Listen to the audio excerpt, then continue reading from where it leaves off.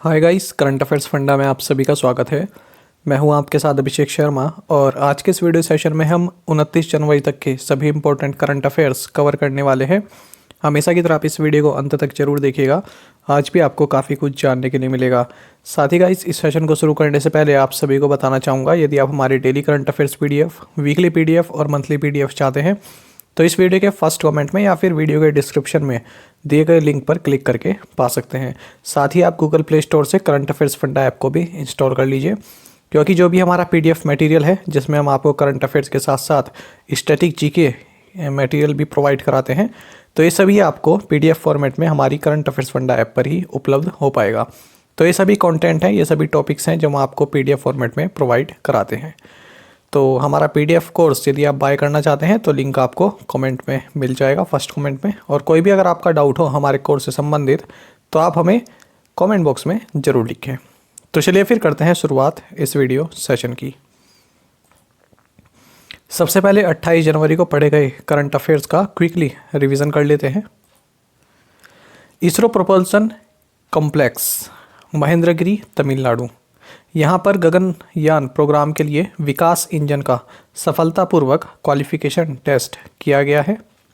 आपको जानना चाहिए विनोदानंद झा, ये prevention of money laundering act educating authority, इसके नए चेयरपर्सन नियुक्त किए गए हैं।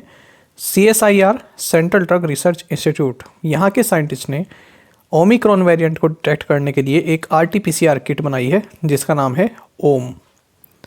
आपको जानना चाहिए AIIB, इस बैंक ने $150 मिलियन का इन्वेस्टमेंट जो है डेटा सेंटर डेवलपमेंट के लिए करने के लिए कमिट किया है।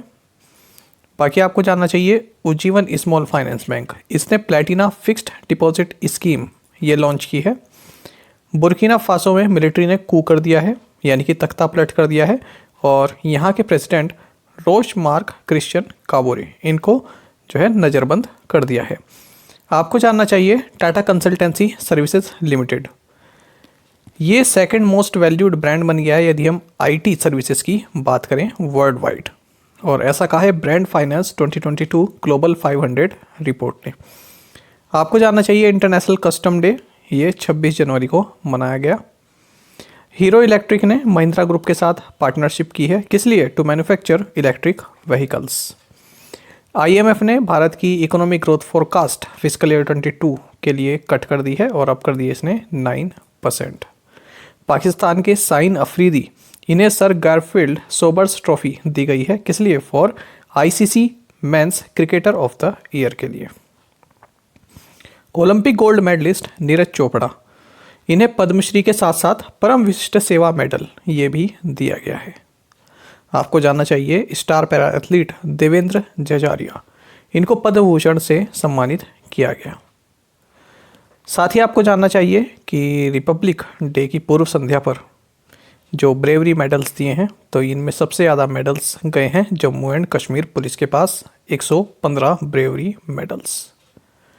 बाकी आपको जानना चाहिए फुलरटन इंडिया और Paytm, इन दोनों ने ही एक पार्टनरशिप की घोषणा की है, किस लिए? To expand digital lending to MSMEs। चलिए अब देखते हैं 29 जनवरी तक के सभी करंट अफेयर्स। भारत और मध्य एशियाई देशों के बीच कितने वर्षों के राजनयिक संबंध हैं? ऑप्शंस आपके सामने हैं और सही आंसर ऑप्शन A है। So India and central Asian countries have 30 years of diplomatic relations between them. देखिए क्वेश्चन क्यों लिया गया है, आपको जानना चाहिए प्राइम मिनिस्टर नरेंद्र मोदी ने हाल ही में first India central Asia summit, इसको वर्चुअल फॉर्मेट में होस्ट किया है, जिसमें कि सेंट्रल एशियन कंट्रीज़ जो हैं, आपकी 5 सेंट्रल एशियन कंट्रीज़ जो हैं, कजाकिस्तान, उज्बेकिस्तान, ताजिकिस्तान, तुर्कमेनिस्तान और किर्गिस्तान, इन 5 ही कंट्रीज़ के प्रेसिडेंट ने इसमें पार्टिसिपेट किया है। तो एक चीज़ तो आप ये याद रखेंगे कि किस देश ने इसको होस्ट किया, तो भारत ने इसको होस्ट किया है। और कौन सा एडिशन था? ये फर्स्ट एडिशन था। तो first India central Asia summit ये रही है, 5 ही सेंट्रल एशियन कंट्रीज़ के प्रेसिडेंट ने इसमें पार्टिसिपेट किया है। आपको जानना चाहिए इसी साल इंडिया और सेंट्रल एशिया ये दोनों ही 30th एनिवर्सरी बना रहे हैं आपस में, जो इनके डिप्लोमेटिक टाइज हैं वो पूरा होने के संबंध में।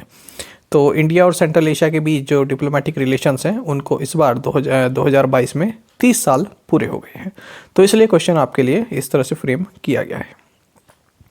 बाकी आपको ये जानना चाहिए सेंट्रल एशियन कंट्रीज की कैपिटल और करेंसी, ये आपके एग्जाम में पूछ ली जाती है। तो कजाकिस्तान की अगर हम बात करें तो कैपिटल नूर सुल्तान है, करेंसी है यहाँ की कजाकिस्तानी तेंज। उज्बेकिस्तान की कैपिटल ताशकंद है और करेंसी यहाँ की उज्बेकिस्तानी सोम है। ताजिकिस्तान की बात करें तो कैपिटल दुशानबे है और करेंसी यहाँ की ताजिकिस्तानी सोमोनी है। तुर्कमेनिस्तान की बात करें तो कैपिटल अशखाबाद है और करेंसी है तुर्कमेनिस्तानी मानद। किर्गिस्तान की बात करें तो कैपिटल बिश्केक है और करेंसी है किर्गिस्तानी सोम। चलिए आगे बढ़ते हैं। रूसी, चीनी और ईरानी नौसेनाओं ने किस जल निकाय में यानी किस वाटर बॉडी में चीरू 2022 नौसैनिक अभ्यास किया है? ऑप्शंस आपके सामने हैं। सही आंसर ऑप्शन बी है। The Russian, Chinese and Iranian navies undertook naval exercise चीरू 2022 इन गल्फ ऑफ ओमान। जानेंगे इसके बारे में। देखिए, चाइनीज नेवी ने भी अपना एक डेस्ट्रॉयर उरुमकी इसको भेजा है गल्फ ऑफ ओमान में। क्यों? क्योंकि ये रशियन और ईरानियन नेवीज के साथ एक जॉइंट ड्रिल इसने की है जिसका नाम है CHIRU 2022। चीरू आप इसको बोल सकते हैं, यानी कि चाइना, ईरान और रशिया। थोड़ा सा हम यहाँ पर ज्योग्राफी को भी एक बार देख लेंगे। देखिए, ये आप देख रहे हैं, ये है गल्फ ऑफ ओमान जहाँ पर ये अभ्यास हुआ है, और ये आप देख रहे हैं पर्सियन गल्फ ये, और ये पूरा इधर अरेबियन सी है, अरब सागर है, और ये इतना ईरान है पूरा ये, और जो ये लाइन दिख रहा है सीधा इधर पाकिस्तान है। तो देखिए, अरेबियन सी से यदि आप पर्सियन गल्फ में जाना चाहते हैं तो गल्फ ऑफ ओमान से जाएंगे। तो आप कह सकते हैं कि अरेबियन सी को पर्सियन गल्फ से कौन कनेक्ट करता है? Gulf of Oman. या फिर अगर आप देखें स्ट्रेट ऑफ हॉर्मस, तो ये है यहाँ पर स्ट्रेट ऑफ हॉर्मस, तो आप कह सकते हैं strait of Hormuz connects Persian Gulf with Gulf of Oman. ठीक है, ये चीज़ आप समझ लीजिए।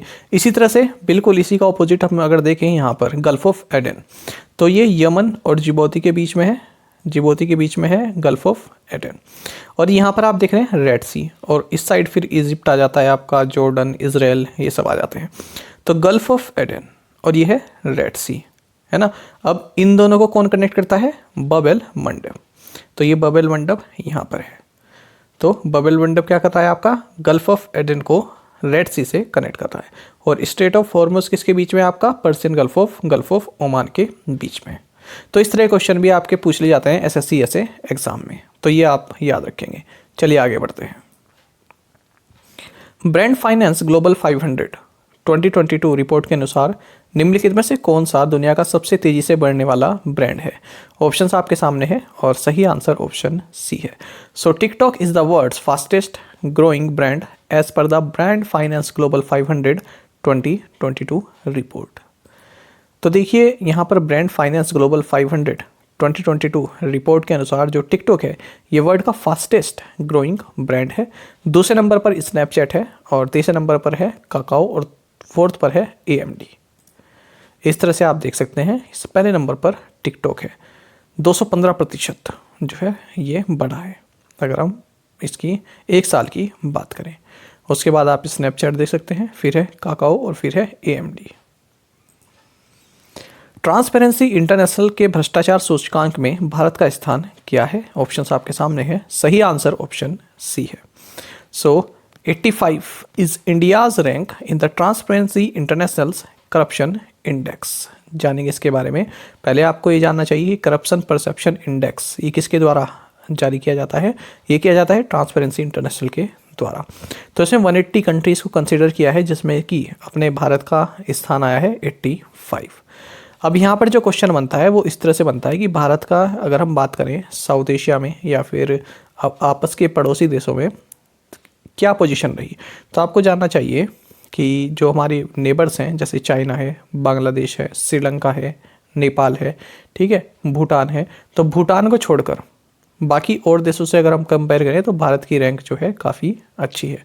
आप देख सकते हैं except Bhutan all of India's neighbours are ranked below it.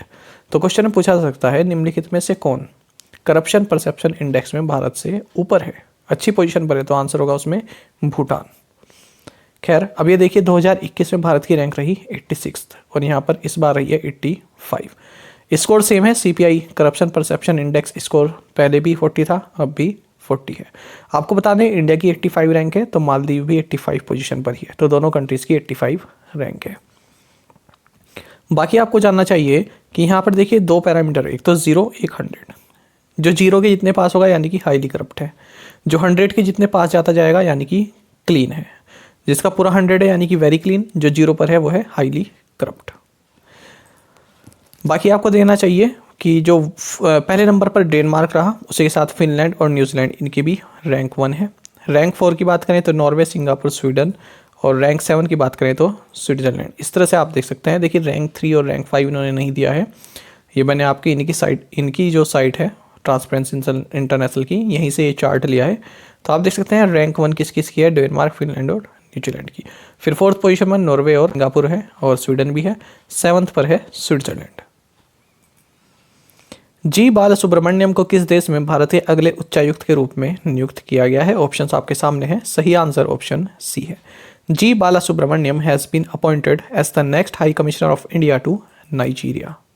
तो नाइजीरिया में नेक्स्ट हाई कमिश्नर बनाए गए हैं जी बालासुब्रमण्यम। आपको जानना चाहिए नाइजीरिया की कैपिटल अबूजा है, करेंसी है नाइजीरियन नायरा। भारत ने सुनामी के मद्देनज़र किस देश को 2 लाख अमेरिकी डॉलर की तत्काल राहत सहायता की घोषणा की है? ऑप्शंस आपके सामने हैं, सही आंसर ऑप्शन ए है। India announced 2 lakh US dollar immediate relief assistance to Tonga in the wake of tsunami. In the wake of का मतलब होता है मद्देनजर, ठीक है, कोई चीज़ घटना हुई है उसके बाद, इन द वेक ऑफ। तो देखिए भारत ने यहाँ पर टोंगा को, यहाँ पर सुनामी आई है, हमने MCQ फॉर्मेट में पहले डिस्कस भी किया था, तो 2 लाख US डॉलर की यहाँ पर सहायता दी है। आपको जानना चाहिए यहाँ पर एक वोल्केनो इरप्ट हुआ था 15 जनवरी की ये बात है, हुंगा टोंगा हुंगा हापई, ये इसका नाम है वोल्केनो का, ये आप याद रखेंगे। इसके बाद काफ़ी दहशत यहाँ पर फैल गई, ठीक है, सुनामी यहाँ पर आई, कई जो है घर यहाँ पर उजड़ गए। उस 20 दिवसीय संयुक्त समुद्री अभ्यास का नाम बताइए जो भारतीय नौसेना द्वारा अरब सागर में आयोजित किया गया। ऑप्शंस आपके सामने हैं, सही आंसर ऑप्शन डी है। सो अ 20-day joint maritime exercise called पश्चिम लहर was conducted by Indian Navy at the Arabian Sea. तो कहाँ पर? अरेबियन सी में इसको कंडक्ट किया गया है, नाम रहा पश्चिम लहर, और वेस्ट कोस्ट यानी कि अरेबियन सी है ना। और किसके द्वारा किया गया? वेस्टर्न नवल कमांड के द्वारा इसको जो है हेड किया गया है। तो 20 दिन की एक्सरसाइज रही है। किस बैंक ने गोकी के साथ मिलकर CUB fitness watch debit card launch किया? ऑप्शंस आपके सामने हैं, सही आंसर ऑप्शन सी है। So City Union Bank has launched CUB fitness watch debit card in tie up with Goqii. देखिए सिटी यूनियन बैंक जो कि भारत का ओल्डेस्ट प्राइवेट सेक्टर बैंक है, इसने smart tech enabled preventive health care platform है ये गोकी, इसके साथ एक MOU साइन करके क्या लॉन्च किया है? एक वियरेबल पेमेंट सॉल्यूशन जिसका नाम है CUB fitness watch debit card. तो ये आप याद रखेंगे। बाकी आपको जानना चाहिए सिटी यूनियन बैंक का हेडक्वार्टर्स कुंभकोणम तमिलनाडु में है। इसके MD and CEO doctor N Kamakodi हैं। टैगलाइन है इसकी ट्रस्ट एंड एक्सीलेंस सिन 1904। और हाल ही में हमने एक महत्वपूर्ण करंट अफेयर और पढ़ा था सिटी यूनियन बैंक से संबंधित कि इसने NPCI के साथ पैक्ट करके एक वियरेबल की चेन सॉल्यूशन जो है डेबिट कार्ड कस्टमर्स के लिए लॉन्च किया है जिसका नाम है ऑन द गो। तो ऑन द गो हो गया एक तो आपका, एक हो गया CUB fitness watch debit card. तो दोनों ही किसके प्रोडक्ट हैं? सिटी यूनियन बैंक के। चलिए आगे बढ़ते हैं। लार्सन एंड टूब्रो इन्फोटेक ने कम लागत कम आवृत्ति वाले 5G नेटवर्क विकसित करने के लिए किस IIT के साथ भागीदारी की है? सही आंसर ऑप्शन बी है। So Larsen and Toubro Infotech has partnered with IIT Madras to develop a low cost low frequency 5G network. तो देखिए यहाँ पर low cost low frequency 5G networks develop करने के लिए Larsen and Toubro Infotech LTI इसने Indian Institute of Technology Madras के साथ एक MOU साइन किया है। केंद्रीय गृह मंत्री अमित शाह ने किस राज्य या केंद्र शासित प्रदेश के 20 जिलों के लिए भारत का पहला जिला सुशासन सूचकांक जारी किया है? सही आंसर ऑप्शन डी है। The union minister of home Amit Shah has virtually released India's first district good governance index for 20 districts of Jammu and Kashmir.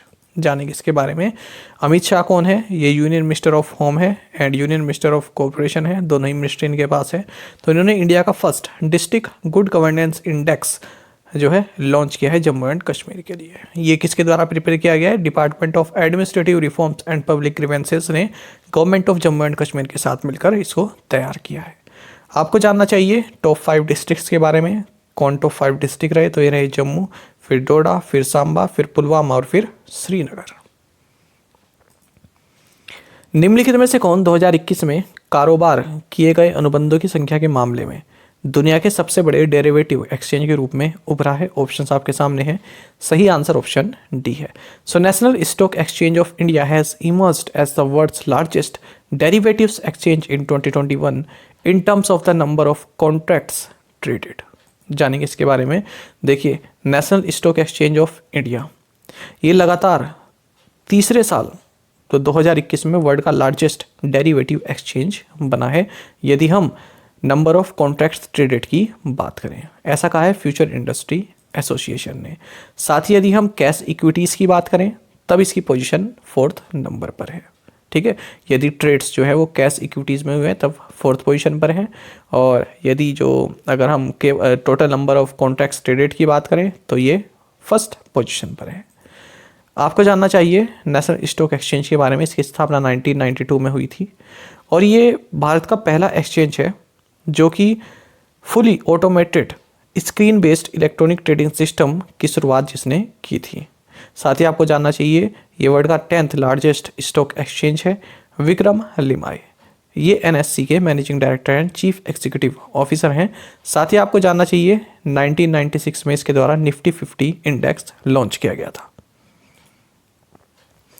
20वें Dhaka अंतर्राष्ट्रीय फिल्म महोत्सव में सर्वश्रेष्ठ फिल्म का पुरस्कार जीतने वाली फिल्म कुंचुगल के निर्देशक कौन है? ऑप्शंस आपके सामने हैं। सही आंसर ऑप्शन सी है। So P S Vinod Raj is the director of the film Koozhangal that won the best film award at the 20th Dhaka International Film Festival. जानेंगे इस क्वेश्चन के बारे में। देखिए, 20वां ढाका इंटरनेशनल फिल्म फेस्टिवल ये ढाका बांग्लादेश में हाल ही में कंक्लूड हुआ है, संपन्न हुआ है और इसमें best film award in Asian film competition category ये दिया गया है कुजंगल को। और आपको बता दें इसके डायरेक्टर हैं पीएस विनोद राज।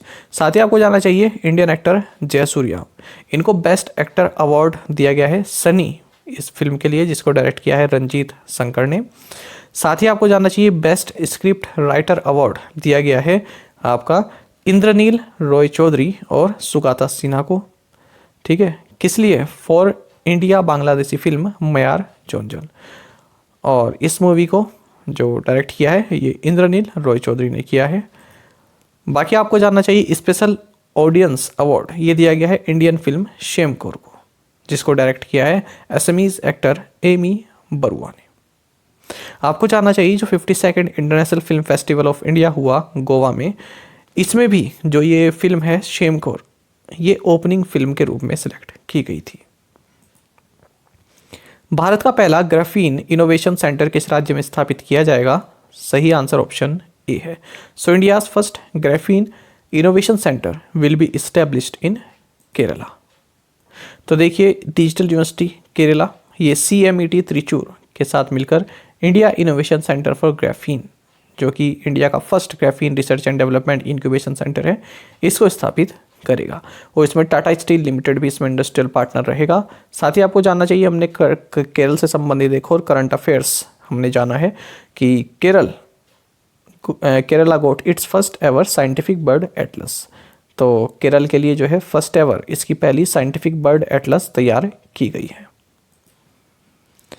भारत ने कितने billion $US electronics power house बनने के लिए 5 साल के रोड मैप का अनावरण किया है? ऑप्शंस आपके सामने है। सही आंसर ऑप्शन सी है। So India unveiled a 5-year road map to becoming $300 billion electronics power house. जानेंगे इसके बारे में। देखिए, ministry of electronics and information technology इसने ICEA के साथ कोलैबोरेट करके 5-year road map and vision document launch किया है इलेक्ट्रॉनिक्स सेक्टर के लिए।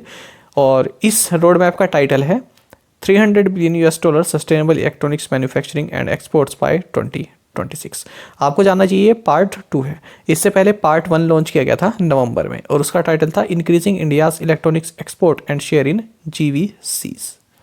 साथ ही आपको जानना चाहिए अभी फ़िलहाल जो इलेक्ट्रॉनिक सेक्टर है वो 75 बिलियन यूएस डॉलर का है और इसको बढ़ाकर जो इलेक्ट्रॉनिक्स मैन्युफैक्चरिंग सेक्टर है इसको 300 बिलियन यूएस डॉलर करने का यहाँ पर जो है बात कही गई है इस विज़न डॉक्यूमेंट में। बाह्य वाणिज्यिक उधार यानी ईसीबी जिसे एक्सटर्नल कमर्शियल बोरोइंग्स भी बोलते हैं, इसके लिए ऑप्टिमल हेज रेशो क्या है? ऑप्शंस आपके सामने है, सही आंसर ऑप्शन बी है। सो 63% is the optimal hedge ratio for the external commercial borrowings. देखिए रिजर्व बैंक ऑफ इंडिया ने एक वर्किंग पेपर अपनी वेबसाइट पर डाला है जिसका टाइटल है India's external commercial borrowings determinants and optimal hedge ratio. इस पेपर को लिखा है रंजीव ने। देखिए पहले आपको जानना चाहिए एक्सटर्नल कमर्शियल बोरिंग्स क्या होती है। एक्सटर्नल कमर्शियल बोरिंग्स का मतलब होता है, मान लीजिए भारत में कोई व्यक्ति है वो विदेश से जो है लोन उठाता है ना, अपने कमर्शियल पर्पस के लिए, और वो लोन किस में हो? फॉरेन करेंसी में हो, तो उसको बोलते हैं एक्सटर्नल कमर्शियल बोरिंग। जैसे नाम से भी है एक्सटर्नल यानी बाहर से आपने लिया है, ठीक है। जो आपका लेंडर है जो आपको पैसा दे रहा है वो नॉन इंडियन है ना, और क्या है? कमर्शियल यूज़ के लिए बोरिंग्स यानी कि आप पैसा दे रहे हैं, तो उसको बोलते हैं एक्सटर्नल कमर्शियल बोरिंग्स, ठीक है। तो ये पेपर यहाँ पर जारी किया गया है। तो इसमें ये बोला गया है this paper examines the determinants of external commercial borrowings raised by firms in India and identifies an optimal hedge ratio for the ECBs portfolio. देखिए हेज रेशो को आप इस तरह समझ सकते हैं।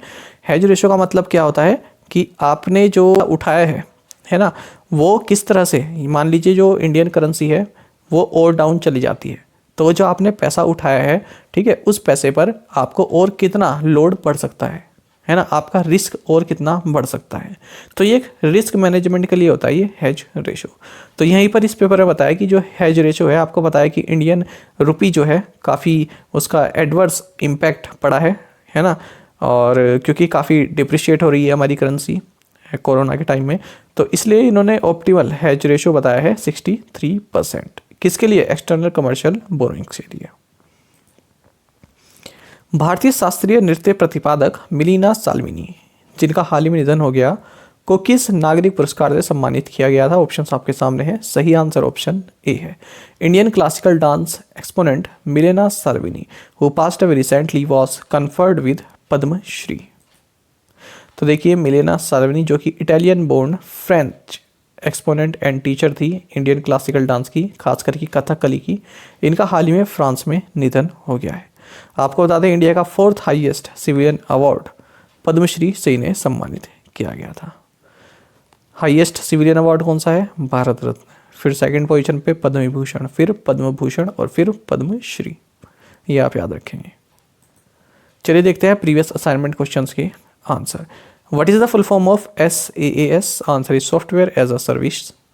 Which Indian naval ship handed over to the Diu administration to be converted into a museum? Answer is INS Kukri.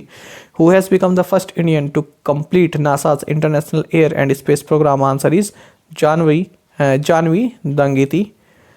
Australian wine brand Jacob's Creek announced which Indian women's cricketer as the brand's latest ambassador? Answer is Mithali Raj. Who won the IBS Intelligence Global FinTech Innovation Awards 2021 for the best CRM? Answer is Axis Bank and CRM Next.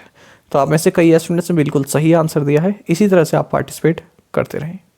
चलिए अब देखते हैं आज के English के शब्द। तो देखिए पहली हेडिंग है हमारी, आप BJP spar over running of dispensaries. तो देखिए यहाँ पर दूसरी हेडिंग देखेंगे, CM Bhupesh Baghel and Raman Singh spar over Chhattisgarh physical health. तो देखिए हमारा आज का शब्द है स्पार ओवर, ठीक है। तो स्पार ओवर भी हो सकता है, स्पार विद भी हो सकता है। यदि आप किसी इशू पर इस इशू के वजह से स्पार लिखना चाहते हैं तो स्पार ओवर आएगा। यदि आप किसी पर्सन के साथ स्पार लिखना चाहते हैं तो स्पार विद होता है। पहले हम देखते हैं स्पार का मतलब क्या होता है। तो देखिए स्पार का मतलब होता है टू आर्ग्यू, बहस करना, आर्ग्यू करना। उधर से आप तर्क दे रहे हैं, उधर से दूसरा तर्क दे रहा है किसी एक इशू को लेकर। तो देखिए यहाँ पर डिस्पेंसरीज को रन करने की वजह से आप और बीजेपी एक दूसरे से भिड़ गए हैं, आर्ग्यू कर रहे हैं। यहाँ पर देख सकते हैं छत्तीसगढ़ के जो फिलहाल सीएम है भूपेश बघेल और जो इनसे पहले जो सीएम रह चुके हैं रमन सिंह, ये दोनों ही छत्तीसगढ़ की जो फिजिकल कंडीशन है ना, इसको लेकर स्पार ओवर यानी कि भिड़ गए हैं, यानी कि आर्ग्यू करने लगे हैं, तो इसको बोलते हैं स्पार। ठीक है, यहाँ पर आप आर्ग्यू भी रिप्लेस कर सकते हैं, लेकिन स्टैंडर्ड इंग्लिश में जाएंगे तो स्पार आप इसको बोलते हैं। जैसे कि आप यहाँ पर देख सकते हैं, Frank and Jill always spar with each other at meetings but really they are good friends. तो देखिए जब दो पर्सन के बीच में स्पार की बात हो रही है, स्पार विद ईच अदर, तो विद आ गया यहाँ पर, लेकिन जब आप किसी इशू की बात कर रहे हैं, है ना, किसी इशू के साथ आप यूज़ कर रहे हैं तो स्पार ओवर, ओवर मतलब किसके लिए, इस इशू के ऊपर। ठीक है, तो आप हमारा मेन मकसद यहाँ स्पार का मतलब क्या हुआ, आर्ग्यू करना। देखिए मैं आपको ये शब्द इसलिए बताता हूँ ताकि आपको एक जनरल आइडिया मिल सके, है ना। आप भी जानते हैं कि प्रॉपर इंग्लिश नहीं मैं आपको बता रहा हूँ कि सिनोनिम क्या है और एडजेक्टिव है, नाउन है, ये सब नहीं। मेरा आइडिया ये है आपको कि आप एक वैसी इंग्लिश सीखें, मतलब रिलैक्स होकर। ठीक है, बिल्कुल एक बेसिक कि हाँ हमने ये शब्द पढ़ा तो हमें इसका मतलब पता होना चाहिए, और शब्द देखते ही हम हेडिंग का मतलब सीख जाएं, ये मेरा मकसद है। ठीक है, अच्छा इसी के साथ अब देखिए एक न्यूज़ है, again no congregational Friday prayers at Jamia, ये हमारी हेडिंग है। तो हमारा शब्द है कॉन्ग्रीगेशनल। तो देखिए यहाँ पर क्या है, फ्राइडे प्रेयर्स होती हैं, है ना, जामिया में। तो फिर से कोरोना की वजह से जो है प्रेयर नहीं हो पा रही है, तो इसका मतलब क्या हुआ, again no congregational Friday. Congregation का मतलब, कॉन्ग्रीगेशन ये एक नाउन है, इसका मतलब होता है a group of people who have come together in a religious building for worship and prayer. ये बहुत प्यारा शब्द है और आपको पैराग्राफ में देखने के लिए मिल जाता है, जो आपके एग्जाम में पैराग्राफ्स वगैरह आता है ना, उसमें देखने के लिए आपको मिल जाएगा। कॉन्ग्रीगेशन का मतलब होता है इकट्ठा होना, कई लोगों का इकट्ठा होना किसी रिलीजियस बिल्डिंग में, है ना, या फिर किसी रिलीजियस पर्पस के लिए खास करके। ठीक है, तो ग्रुप ऑफ पीपल को बोलते हैं कॉन्ग्रीगेशन। किसी मंदिर में जा रहे हैं आपने देखा बहुत सारे लोग हैं, तो वो क्या हो गया, एक कॉन्ग्रीगेशन हो गया, बहुत सारे लोग इकट्ठे हो रखे हैं। ठीक है, तो अगेन नो कॉन्ग्रीगेशनल यानी कि अगेन नो कॉन्ग्रीगेशनल फ्राइडे, यानी कि फिर से कैसा फ्राइडे आया है जिसमें लोग इकट्ठा नहीं हैं, है ना। इस तरह की प्रेयर यहाँ पर जामिया में हुई है। जैसे आप यहाँ देख सकते हैं, the priest asked the congregation to kneel. तो प्रिस्ट ने, जो पुजारी है, उसने सभी कॉन्ग्रीगेशन को, यानी कि जो पूरा समूह है, जितने भी लोग आ रखे हैं, उनको कहा है झुकने के लिए, मत्था टेकने के लिए। अब देखते हैं आज के assignment questions. Who is the current chairman of Rajya Sabha? When was the Jana Gana Mana adopted as the national anthem? India and Israel have how many years of diplomatic relations between them? India's merchandise exports are expected to cross a record how much billion in 2021-22? Sela Tunnel under construction will ensure all-weather connectivity between which two states? साथ ही current affairs funda को आप Telegram पर भी join कर सकते हैं। यहाँ पर रेगुलर वीडियो अपडेट्स और करंट क्विज़ हम आप सभी के लिए डालते रहते हैं। साथ ही डिस्कशन ग्रुप में आप किसी भी क्वेश्चन का सोल्यूशन पा सकते हैं। दोस्तों, यहाँ पर हमारे करंट अफेयर्स की प्लेलिस्ट दी गई है, इसको आप जरूर देखें और अपने दोस्तों के साथ और फेलो एस्पिरेंट के साथ हमारे करंट अफेयर्स को शेयर जरूर करें। आज का सेशन आपको कैसा लगा हमें कमेंट बॉक्स में जरूर बताइएगा। Thank you guys.